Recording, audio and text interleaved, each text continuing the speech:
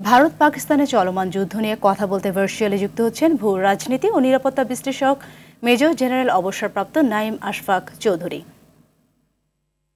নাঈম আশফাক, আপনাকে স্বাগত জানাচ্ছি আরটিভি স্টুডিও থেকে। আপনার কাছে জানতে চাইবো, দেশ ভারত ও পাকিস্তানে এই যে চলমান যুদ্ধ শুরু হলো, তো এতে বাংলাদেশের উপর কোনো প্রভাব পড়বে কিনা, আর যদি পড়ে তা কি ধরনের হতে পারে বলে আপনি মনে করছেন? জি, অনেক ধন্যবাদ।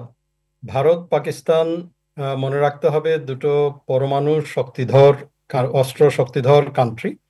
সো তাদের মধ্যে যে এসকালেশন যেটা শুরু হয়েছে, আল্লাহ না করুক এটা যদি আহ, পরমাণু অস্ত্র ব্যবহার পর্যায়ে যদি চলে যায়, তাহলে শুধু এই দেশ দুটোর মধ্যেই সীমাবদ্ধ থাকবে না, এই রিজিয়ন এবং সমস্ত পৃথিবীর উপরে এর এফেক্ট পড়বে। বাংলাদেশের উপরে ডেফিনেটলি এর এফেক্টটা অবশ্যই আছে। আহ, যেমন এইটা ট্রেড বলেন, কমার্স বলেন, সীমান্ত বলেন, সকল ক্ষেত্রেই এর একটা প্রভাব থাকার সম্ভাবনা আছে।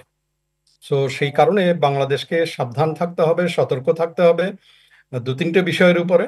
প্রথম কথা হলো যে কোনো অবস্থাতেই যেন আমরা এমন কোনো স্টেটমেন্ট না দেই যে স্টেটমেন্টটা প্রকাশ পায় যে আমরা কোনো একটি পক্ষের পক্ষে কাজ করছি। সো আমরা আন্তর্জাতিক সম্প্রদায়ের সাথে সুর মিলিয়ে বলতে হবে যে যেভাবেই হোক দুটো দেশের মধ্যে ডি এসকালেশন যেটা করা প্রয়োজন, চাপ সৃষ্টি করা প্রয়োজন, তার সাথে সুর মিলাতে হবে এবং আমরা সত্য এবং ন্যায়ের পক্ষে যেন সবসময় থাকি সেটা করতে হবে।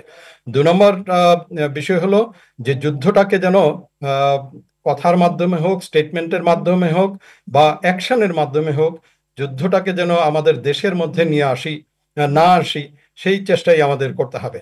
তাছাড়া সার্বক্ষণিক সকল প্রস্তুতি, সকল যারা নিরাপত্তা বাহিনী আছেন, সশস্ত্র বাহিনী আছে, তাদের প্রত্যেককেই প্রস্তুতি থাকা উচিত বলে আমি মনে করি।